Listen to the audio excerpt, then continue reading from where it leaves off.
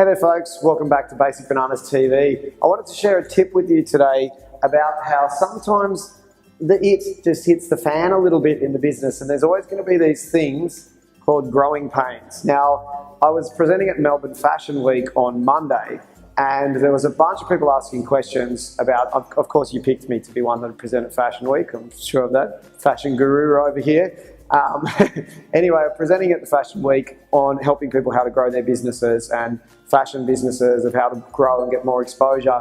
And a lot of common questions that came up were around, will I need to get big amount of supplies to launch my brand, or launch my next line, or get a bigger premises or a bigger factory for their manufacturing?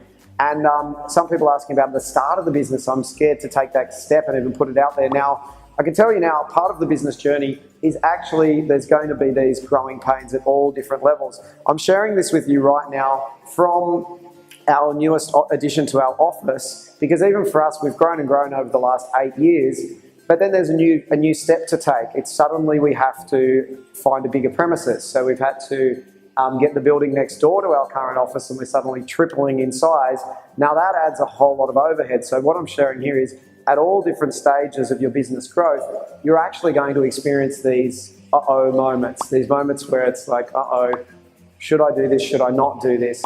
Now, some of the tips that were shared throughout Fashion Week were things like, ways to get around this and to work through this. If you consider yourself in the future, looking back and thinking, I really should have done that, what would be more painful, the thought of thinking I really should have done that, or I gave it a crack? And even if it didn't really come off as well as you hoped, I think that the regret will oftentimes outweigh having not done it in the first place. So it's good to give it a go. The second thing I like to say is you're going to experience these at all different stages of growth. So even when you start to grow your business, you need a new team member suddenly, and then you need an extra team member, then you need a bigger space. It keeps happening throughout your whole journey. So the question to ask yourself is, what's the worst that could happen if you actually go and do it?